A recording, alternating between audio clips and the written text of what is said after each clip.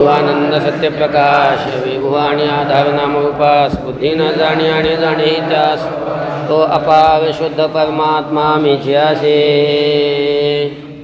बघा, शिष्यानं शंका केली. शिष्य म्हणतो की गुरु महाराज, जर सर्पाचा नाश हा सर्पज्ञानाच्या नाशाला कारण मानला, तर मग तो सर्पनाश सर्पज्ञानाच्या नाशाच्या एक क्षण तरी पूर्वी मानला पाहिजे. आणि एक क्षण जर पूर्वी मानला अगोदर, कारण जर कारण मानला सर्पनाश सर्पज्ञानाच्या नाशाला, तर मग कारण अगोदर मानावं लागेल ना. आणि तो जर पूर्वक्षणामध्ये तो ते मानलं, काय सर्पनाश अगोदर मानला आणि सर्पज्ञानाचा नाश नंतर मानला, तर मग तुम्ही पूर्वी जे म्हटले होते की सर्पाची उत्पत्ती आणि सर्पज्ञानाची उत्पत्ती युगपत होते, म्हणजे बरोबर उत्पत्ती होते. आणि रज्जूचं ज्ञान झाल्यानंतर सर्पाची आणि सर्पज्ञानाची निवृत्तीसुद्धा कशी होते, युगपतच होते, बरोबर होते. हे जे तुमचं म्हणणं ते खंडित होऊन जातं. बरोबर आहे की नाही? म्हणून तुमचं ते म्हणणं खंडित होतं. म्हणून तुम्हाला सर्पज्ञानाचा नाश हा सर्पाचा नाश हा सर्पज्ञानाच्या नाशाला कारण म्हणता यायचा नाही. आणि जर सर्पज्ञानाच्या नाशाला सर्पाचा नाश कारण मानला, तर मग सर्पनाश अगोदर मानावा लागतो, अनंत सर्पज्ञानाचा नाश मानावा लागतो. मग त्यांची निवृत्ती युगपत होत नाही. लक्षामध्ये ही एक शंका केली. आणि दुसरं असं की सर्पज्ञानाचा नाश जर सर्पाच्या नाशामुळं जर व्हायला लागला, लक्षात आलं का, जर सर्पज्ञानाचा लय म्हणजेच नाश जर सर्पाच्या नाशामुळं जर व्हायला लागला, तर मग अधिष्ठानाच्या ज्ञानानेच कल्पिताची निवृत्ती होत असते. या सिद्धांताची हानी होऊन जाते. कारण सर्पज्ञानाला अधिष्ठान काय आहे? साक्षी चैतन्य आहे. काय आहे? साक्षी चैतन्य. मग सर्पज्ञानाचा नाश साक्षी चैतन्याच्या ज्ञानानंच व्हायला पाहिजे. आणि साक्षी चैतन्याच्या ज्ञाना वाचून फक्त सर्पाचा लय झाला म्हणून सर्पज्ञानाचा लय जर मानला, तर मग अधिष्ठानाच्या ज्ञाना वाचून त्याचा लय व्हायला लागला ना. अधिष्ठानाच्या ज्ञाना वाचून त्याचा नाश व्हायला लागला. मग कल्पिताची निवृत्ती अधिष्ठानाच्या ज्ञानानंच होत असते. सिद्धांत कुठे राहिला मग तुमचा? लक्षात आला? दोन शंका केल्या त्यानं. जर सर्पाचा नाश सर्पज्ञानाच्या नाशाला कारण मानला, तर सर्पनाश आणि सर्पज्ञानाचा नाश युगपत होत नाही. हे एक लक्षात आलं. युगपत होतो का? कारण एक कारण मला त्याला अगोदर मानावं लागेल ना. त्याला सर्पनाशाला अगोदर मानावं लागेल. सर्पाचा नाश अगोदर होतो असं म्हणावं लागेल, नंतर सर्पज्ञानाचा नाश होतो म्हणावं. युगपत कुठं झाला? मग युगपत होत नाही. तुम्ही ते युगपत होतं म्हणून सांगितलं होतं. सर्प आणि सर्पाचा नाश सर्पज्ञानाचा नाश युगपत होतो म्हणून सांगितलं होतं. ते होत नाही. आणि दुसरी गोष्ट, अधिष्ठानाच्या ज्ञाना वाचून कल्पिताची निवृत्ती व्हायला लागली. या सिद्धांता म्हणजे अधिष्ठानाच्या ज्ञानानेच कल्पिताची निवृत्ती होत असते, या सिद्धांताची पण हानी होऊ लागली. शंका लक्षात आल्या तुमच्या का नाही लक्षात आल्या? आता त्याचं उत्तर सांगतात. श्रीगुरु म्हणतात, नीट लक्षात घ्या, ऐकून घ्या, इकडे बघा.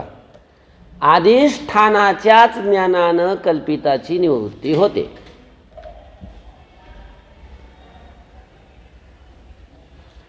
सर्पाची निवृत्ती अधिष्ठानाच्या ज्ञानानंच होते. सर्पज्ञानाची निवृत्ती ती सुद्धा काय होते? अधिष्ठानाच्या ज्ञानानंच होते.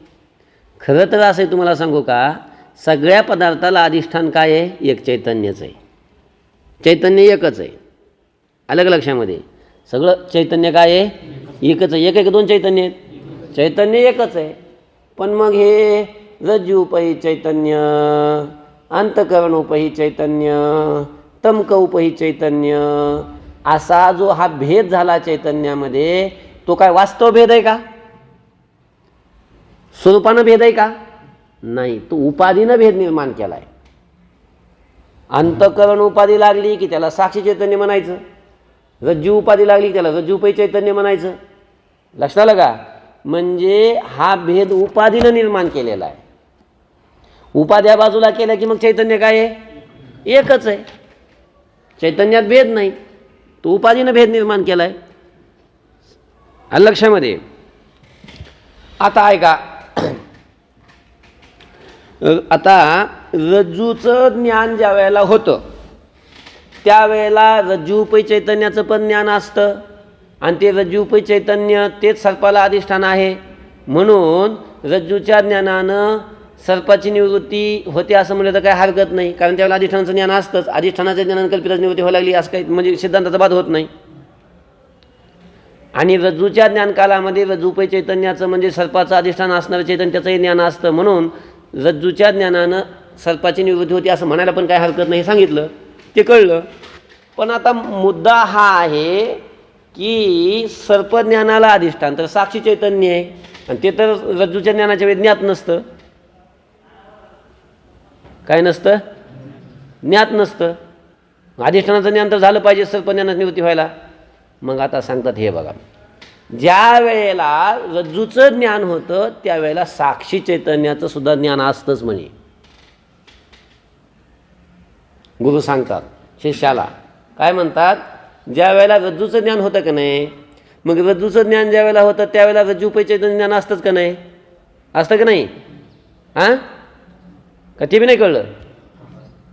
अरे रज्जूपै चैतन्य म्हणजे ज्या देशामध्ये रज्जू राहतो तेवढ्या देशामध्ये असणारं चैतन्य म्हणजे त्याला काय म्हणतात? रज्जूपै चैतन्य.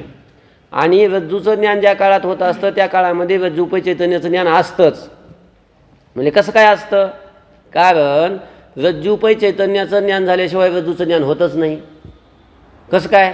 कारण ज्यावेळेला वृत्ती रज्जूपर्यंत जात असते ती वृत्तीचं पहिलं काम काय असतं?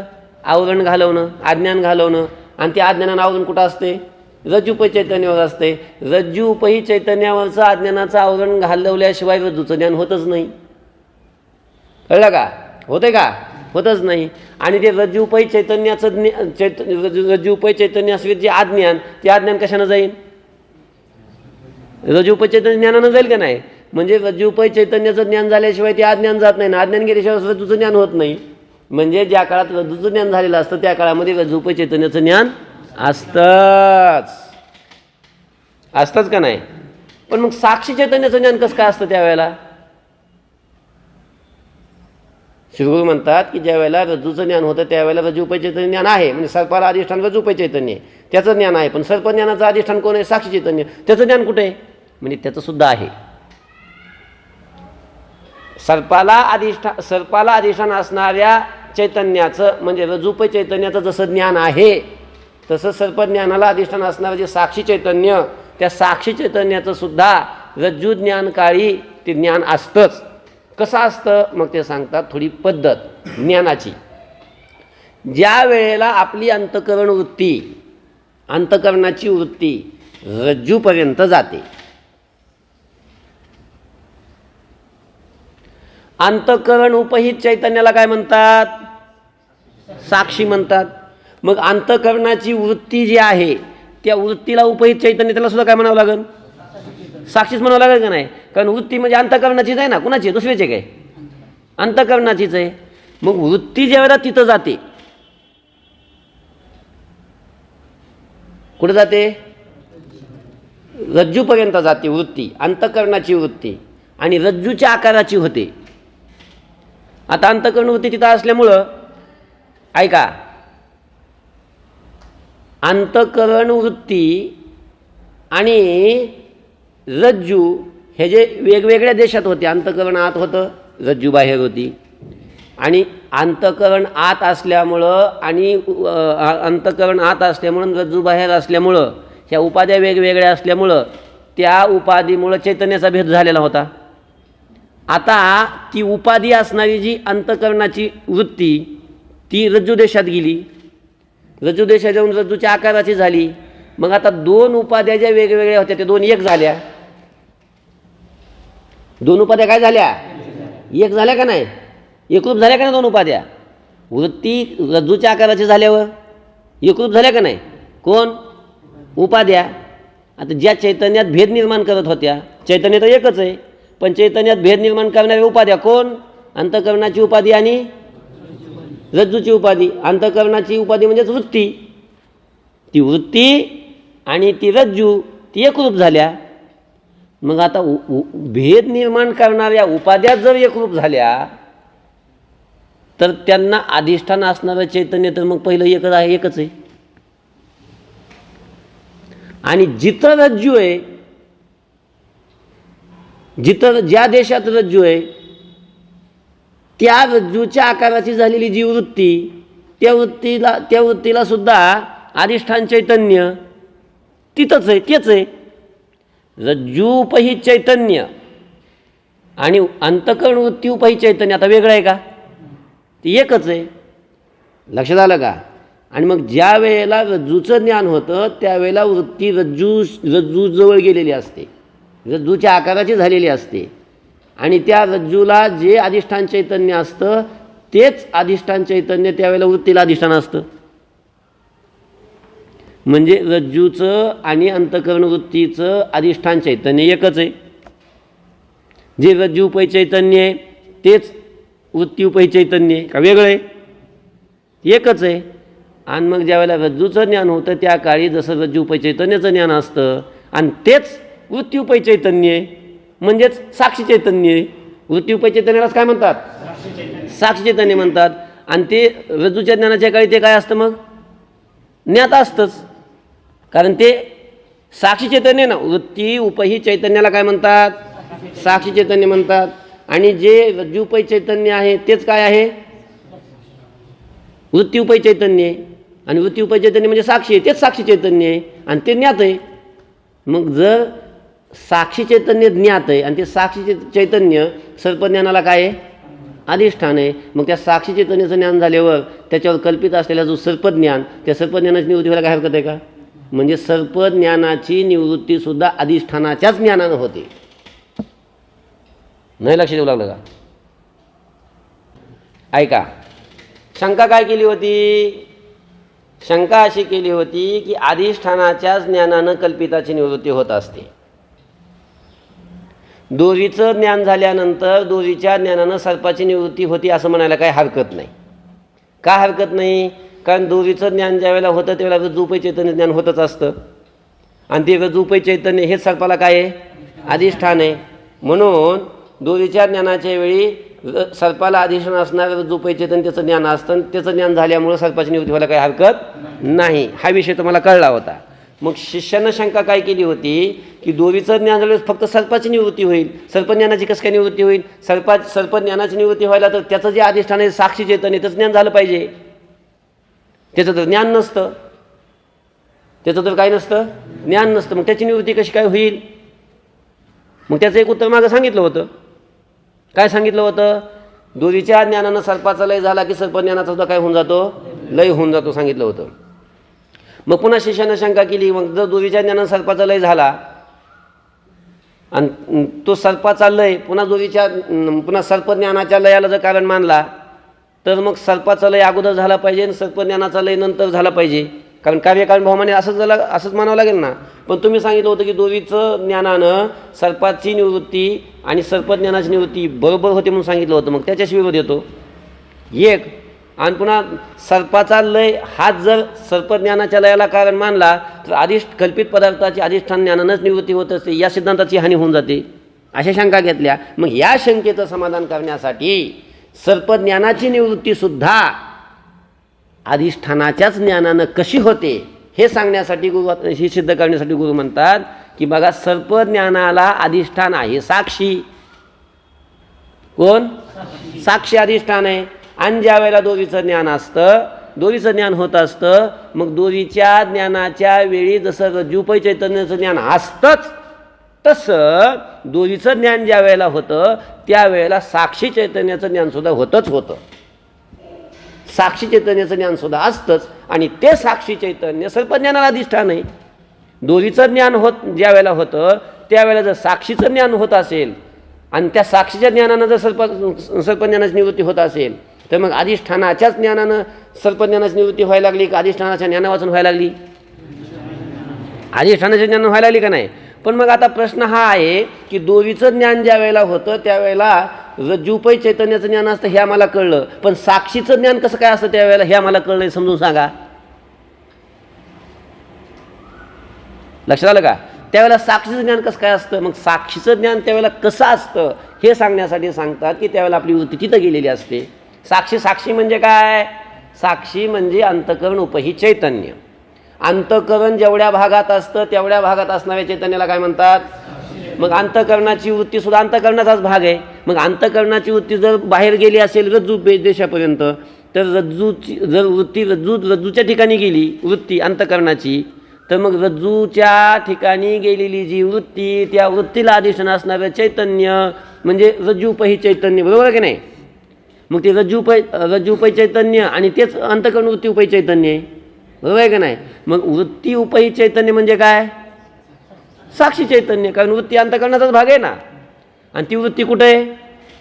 रज्जू देशामध्ये. कळलं का?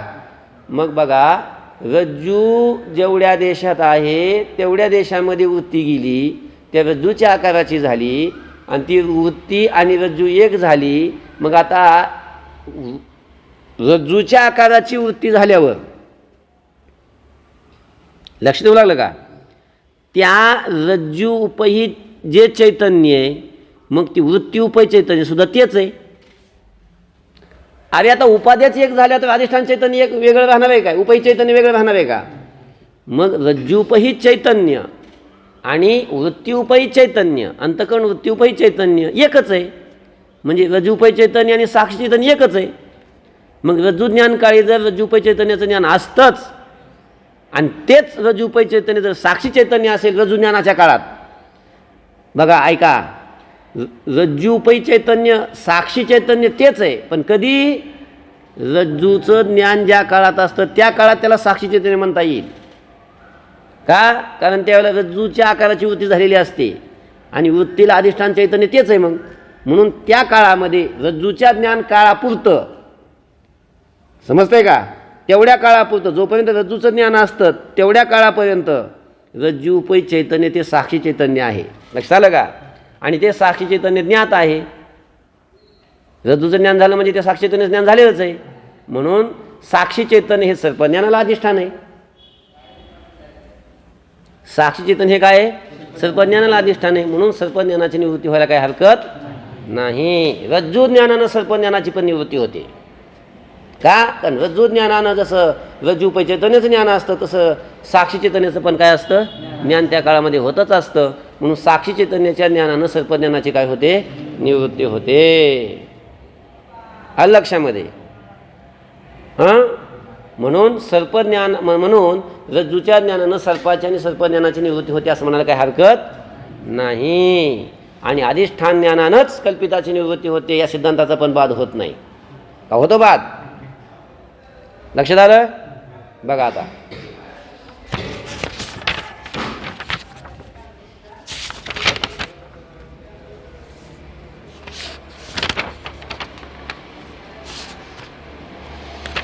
बघा, आता अधिष्ठान ज्ञानानं कल्पिताची निवृत्ती होते हाच सिद्धांत सांगतो.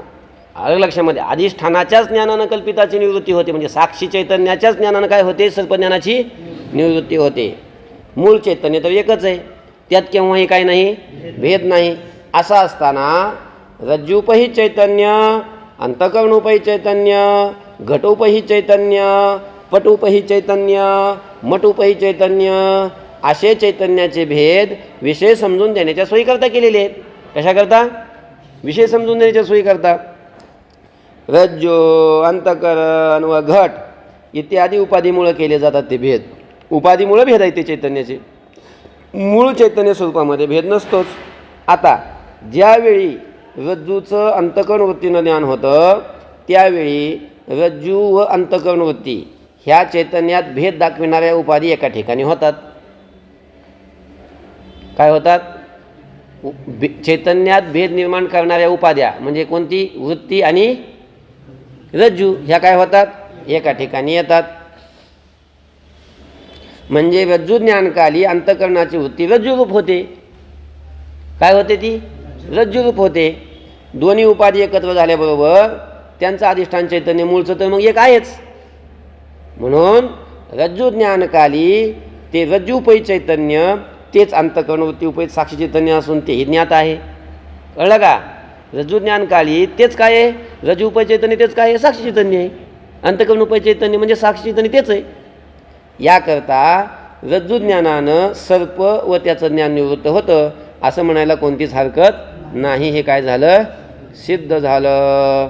अंतःकरण त्याची विषय देशापर्यंत जाणारी वृत्ती आणि त्या वृत्तीमध्ये असणारा चैतन्याचा आभास या सर्वांचं प्रकाशन करणारा जो चैतन्य मात्र त्याला शास्त्रकार साक्षी असं म्हणतात. आता व्याख्या सांगायला लागली बघा. साक्षी म्हणजे काय? साक्षीची व्याख्या सांगितली बघा. इकडे बघा माझ्याकडं. अंतःकरण एक, अंतःकरणामध्ये चैतन्याचा आभास किंवा अंतःकरणाची विषय देशापर्यंत जाणारी जी वृत्ती असते ती वृत्ती आणि त्या वृत्तीमध्ये असणारा चैतन्याचा आभास या सर्वांचं प्रकाशन करणारा जो केवळ चैतन्याचा भाग त्याला म्हणतात साक्षी. अंतःकरणाचंही प्रकाशन साक्षीच करतो. अंतःकरणाची विषयापर्यंत जाणारी जी वृत्ती असते त्या वृत्तीचं प्रकाशन कोण करतो? साक्षीच करतो. आणि त्या वृत्तीमध्ये जो चैतन्याचा आभास असतो त्या आभासाचं प्रकाशनसुद्धा कोण करतो? साक्षीच करतो. म्हणून साक्षीचं लक्षण करत असताना असं म्हटलेलं आहे, साक्षी म्हणजे काय? अंतःकरण, अंतःकरणाची विषय देशापर्यंत जाणारी वृत्ती आणि त्या वृत्तीमध्ये असणारा जो आभास या तिघांचंही प्रकाशन करणारं जे केवळ चैतन्य त्याचं नाव काय? साक्षी. त्याला साक्षी म्हणावं. कळलं का? बरं, साक्षी कळला. आणि नित्य प्रकाशित म्हणजे ज्ञानरूप असतो. तो साक्षी कसा असतो? नित्य प्रकाशित असतो, म्हणजे नित्य ज्ञानरूप असतो तो. त्याचं ज्ञान कधी नष्ट होत नाही. याचं विवेचन पंचदशी ग्रंथामध्ये कुटस्थ दीपामध्ये विद्यारण्य स्वामींनी चांगलं केलेलं आहे. पुढच्या वर्षी तुम्हाला कळेल ते. कुटस्थ दीपामध्ये विद्यारण्य स्वामींनी याचं विवेचन चांगल्या प्रकारे केलेलं आहे. ते असं थोडक्यात इथं सांगितलं फक्त. अंतःकरणात आत्म्याचं म्हणजे साक्षीचं प्रतिबिंब होतं त्याला आभास म्हणतात. अंतःकरण असतं शरीरात आणि त्या शरीरामध्ये आत्म्याचं म्हणजे साक्षीचं प्रतिबिंब पडतं आणि त्या प्रतिबिंबालाच काय म्हणतात? आभास. अशा प्रकारचं म्हणतात. व्याख्या पाठ करायच्या सगळ्या. आता हे आत्मा आनंदरूप कसा आहे? अरे हेच ना, आभास म्हणतात. हे आत्मा आनंदरूप कसा आहे याचं उत्तर सांगते वेळी या तरंगाच्या प्रारंभी सांगितलेलंच आहे. म्हणजे आत्मा आनंदरूप आहे सांगताना अंतःकरणाची वृत्ती त्याच्यामध्ये आत्म्याचं प्रतिबिंब पडतं असं सांगितलं होतं का नाही? अंतःकरणामध्ये चैतन्याचं आत्म्याचं प्रतिबिंब असतं आणि त्यालाच काय म्हणतात? आभास म्हणतात. एवढं घ्या. कंसातलं सोडून दिलं तर काय हरकत नाही. ते आभासासहित आता बघा अंतःकरणाला प्रमाता म्हणतात. आता आभास आणि अंतःकरण दोन्ही मिळून त्याला प्रमाता म्हणतात. बघा, अंतःकरणामध्ये चैतन्याचं जे प्रतिबिंब पडतं केवळ त्या प्रतिबिंबाला आभास म्हणायचं. काय म्हणायचं? आभास म्हणतात. आणि मग तो जो आभास आहे अंतःकरणात चैतन्याचं जे प्रतिबिंब ते प्रतिबिंब आणि अंतःकरण हे दोन्ही मिळून त्याला प्रमाता म्हणतात. त्याला काय म्हणतात? प्रमाता म्हणतात. प्रमाता म्हणजे पाहणारा जीव. बर, ते आभासासहित अंतःकरणाची वृत्ती इंद्रियाद्वारा बाहेर निघून घटादी विषयापर्यंत जाते. त्या अंतःकरण वृत्तीला प्रमाण म्हणतात. आता बघा, आता अंतःकरणात आभास असतो आणि अंतःकरणाची वृत्ती ती आभासाला घेऊन घटापर्यंत जाते म्हणजे विषयापर्यंत जाते. कोण? वृत्ती एकटी जाते का? नाही, त्याच्यात काय असतो? आभास असतो. मग आभासासह विषयापर्यंत गेलेली जी वृत्ती असते तिला आभासासह असणाऱ्या त्या वृत्तीला तिला प्रमाण म्हणतात. तिला काय म्हणतात? प्रमाण. लक्षात ठेवा. प्रमाता प्रमाण. साभास अंतःकरणाला म्हणजे आभासाने युक्त असलेल्या अंतःकरणाला प्रमाता म्हणतात. आणि आभासाची अंतःकरण वृत्ती म्हणजे आभासाने युक्त असलेली अंतःकरण वृत्ती विषयापर्यंत गेली त्या आभासासह त्या वृत्तीला काय म्हणतात? प्रमाण म्हणतात. बर, आभासासहित अंतःकरणाची वृत्ती इंद्रियाद्वारा बाहेर निघून घटादी विषयापर्यंत जाते त्या अंतःकरण वृत्तीला काय म्हणतात? प्रमाण म्हणतात. आणि त्या प्रमाणाने घटादी पदार्थाचं ज्ञान होतं. मग त्या वृत्तीनं, साभास वृत्तीनं त्या घटाचं ज्ञान होतं की नाही. घट असेल, पट असेल, जे काय असेल ते त्याचं काय होतं, ज्ञान होतं. आता ज्याचं ज्ञान होतं घटाचं, पटाचं, मटाचं, जी काही वस्तू असेल त्याचं, त्याला प्रमेय म्हणतात. त्या विषयाला काय म्हणतात, प्रमेय म्हणतात. प्रमाता, प्रमाण आणि प्रमेय. आभासाने युक्त असलेल्या अंतःकरणाला प्रमाता, त्या आभासानं युक्त असलेली अंतःकरणाची वृत्ती विषयापर्यंत जाते, त्या म्हणजे आभासासह ती जी वृत्ती आहे त्याला म्हणतात प्रमाण. आणि त्या साभास अंतःकरण वृत्तीकडून त्या विषयाचं ज्ञान होतं, त्या विषयाला म्हणतात प्रमेय. काय म्हणतात त्याला, प्रमेय. आणि जेव्हा साभास अंतःकरण वृत्ती घटाधिकाला व्यापते, बघा, आभासानं युक्त असलेली अंतःकरण वृत्ती विषयापर्यंत गेली आणि तिनं विषयाला व्यापलं. काय केलं, विषयाच्या आकाराची झाली म्हणजे विषयाला काय केलं, व्यापलं. तेव्हा प्रथम त्या विषयाचं ज्ञान होतं. घटाला व्यापलं की हा घट आहे असं ज्ञान होतं. काय ज्ञान होतं, हा घट आहे, हा पट आहे असं ज्ञान होतं. प्रथम हा घट आहे एवढंच ज्ञान होतं. नंतर ते घटज्ञान प्रमात्यापर्यंत येऊन पोचलं म्हणजे मग मी घट जाणला असं ज्ञान होतं. अगोदर हा घट आहे असं ज्ञान होतं वृत्तीला, नंतर ते ज्ञान इकडे प्रमात्याकडे येतं आणि मग त्याला ज्ञान होतं मी घट जाणला असं ज्ञान होतं. मी घट जाणला या वाक्यामध्ये मी शब्दाचा अर्थ असतो प्रमाता म्हणजे ज्ञाता, आणि घट म्हणजे ज्ञेय असतो. घट काय असतो, ज्ञेय. आणि जाणला हे काय ज्ञान आहे. हे काय आहे, ज्ञान. मी घट जाणला ही त्रिपुटी आहे, ज्ञाता, ज्ञान आणि ज्ञेय. प्रमाता, प्रमाण आणि प्रमेय त्यालाच म्हणतात. प्रमाता म्हणजे ज्ञाता, प्रमाण म्हणजे ज्ञान, आणि प्रमाता म्हणजे ज्ञाता. प्रमाता म्हणजे ज्ञाता, आलं लक्षामध्ये. आणि ती साभास वृत्ती जी असते तिला प्रमाण म्हणतात. आणि ती वृत्ती ज्या पदार्थाचं ज्ञान करून देते त्याला प्रमेय म्हणतात, त्यालाच ज्ञेय म्हणतात. आणि त्याचं झालेलं ज्ञान अशी ही त्रिपुटी असते. ज्ञाता बघा, मी शब्दाचा अर्थ ज्ञाता, घट ज्ञेय आणि त्याचं ज्ञान, या त्रिपुटीचं प्रकाशन होतं. म्हणजे ज्ञाता, ज्ञान व ज्ञेय ही तिन्ही जाणली जातात. मी घट जाणला असं ज्याला मनुष्य म्हणत असतो त्याला ज्ञाता, ज्ञान आणि ज्ञेय हे तिन्ही जाणलेले असतात. याला उदाहरण असं की कंदिलाला काच असते. कंदील माहिती आहे तुम्हाला, कंदिलाला काच असते, त्याच्यात दिवा असतो बारीक. मग त्या दिव्याचा उजेड अगोदर कुठे येतो, कंदिलात येतो, त्या काचेत येतो आणि मग पुन्हा बाहेर जातो, बाहेरच्या पदार्थाचं प्रकाशन करतो का नाही. बघा, प्रथम कंदिलाच्या आतील मुख्य दीपाचा प्रकाश काचेत येतो, मग तिथून बाहेरच्या पदार्थापर्यंत जाऊन तेथील पदार्थाला प्रकाशित करतो.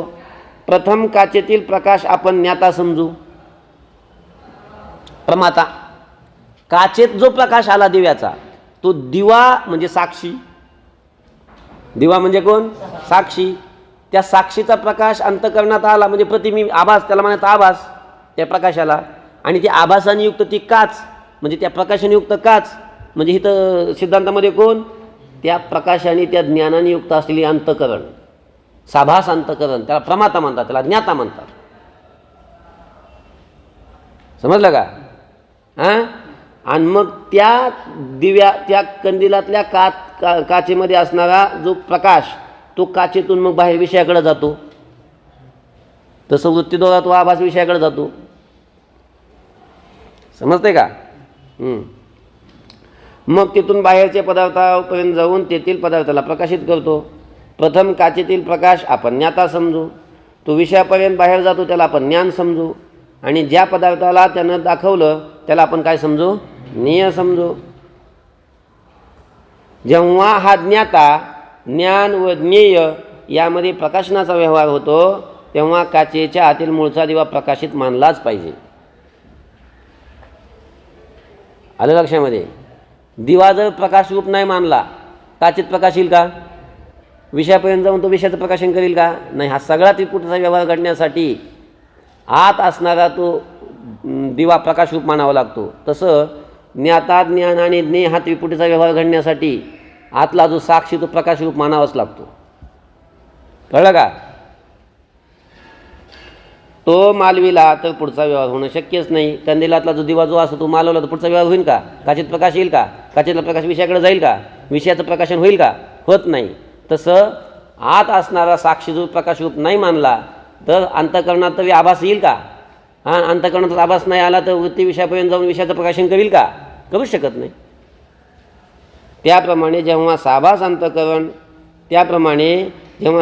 अंतःकरण म्हणजे ज्ञाता, साभास अंतःकरण, वृत्तीरूप ज्ञान आणि घटादिविषयी ज्ञेय यामध्ये मी घट जाणला असा व्यवहार होतो तेव्हा साक्षी प्रकाशित म्हटलाच पाहिजे. साक्षी कसा म्हणावा लागतो? प्रकाशरूप म्हणावा लागतो. साक्षी जर अज्ञात मानला तर कंदिलातील दिवा मालविल्याप्रमाणे ज्ञाता ज्ञान व ज्ञेय याची पुढचा व्यवहारच काय होणार नाही. कळलं का? अरे कंदिलातला दिवा जर मालवला तर काचेत प्रकाश येणार नाही, विषयापर्यंत प्रकाश जाणार नाही, विषयाचं प्रकाशन करणार नाही. तसं ज्ञाता ज्ञान ज्ञेय ही जी त्रिपुटी होते, ही जी ज्ञाता ज्ञान ज्ञेय ही त्रिपुटी आहे ना, मी घट जाणला, मग त्यावेळेला आतला साक्षीचा प्रकाशरूप नाही मानला, ज्ञानरूप नाही मानला तर अंतःकरणात आभास येईल का? ज्ञान आभास म्हणजे काय? ज्ञानाचं प्रतिबिंब, त्यालाच आभास म्हणतात. आणि अंतःकरणातच आभास नाही आला तर वृत्ती विषयापर्यंत जाईल का? आणि ती आभासयुक्त जर वृत्ती नसेल तर विषयाचं प्रकाशन करेल का? हे पुढचं घडणारच नाही. म्हणून दिवा मालविल्याप्रमाणे ज्ञाता ज्ञान व ज्ञेय या त्रिपुटीचा व्यवहार होणार नाही. यावरून सर्व त्रिपुटीच्या ज्ञानकाली साक्षी ज्ञात असतोच. म्हणून ही रज्जू आहे आणि मी रज्जू जाणली अशी ही त्रिपुटीच आहे ना, मग त्या काळामध्ये साक्षी ज्ञात असतोच, साक्षी अज्ञात कधीच नसतो. त्रिपुटीचे ज्ञानकाली साक्षी ज्ञात असतोच. अर्थात रज्जू ज्ञानकाली ही साक्षी ज्ञात आहे हे सिद्ध झालं. आणि साक्षी सर्पज्ञानाचं काय आहे? अधिष्ठान आहे. आणि सर्पज्ञानाचं अधिष्ठान असून रज्जू ज्ञानकाली साक्षीचं ज्ञान आहेच, म्हणून सर्पज्ञानाचा नाश संभवतो हे सिद्ध झालं. म्हणजे एवढं कशासाठी सांगितलं की ज्या वेळेला मी रज्जू जाणली अशी ही ज्ञान होतं, ही त्रिपुटीयात्मक ज्ञान आहे. ज्यावेळेला त्रिपुटी असते त्यावेळेला साक्षी ज्ञात असतोच. साक्षी ज्ञात मानला तरच त्रिपुटीचा व्यवहार घडतो, नाही तर होतच नाही. म्हणजे रज्जूच्या ज्ञानकाळी सुद्धा साक्षी ज्ञानरूप असतोच, साक्षी ज्ञात असतोच. आणि त्या साक्षीचं ज्ञान झालं की सर्पज्ञानाचा नाश संभवतो, काय हरकत नाही. अधिष्ठानाच्या ज्ञानानं काय होतो? सर्पज्ञानाचा पण काय होतो? नाश होतो. कळलं? ओम शांती शांती शांती. पुंडलिक वरदहरी विठ्ठल, श्री ज्ञानदेव तुकाराम, मौली ज्ञानेश्वर.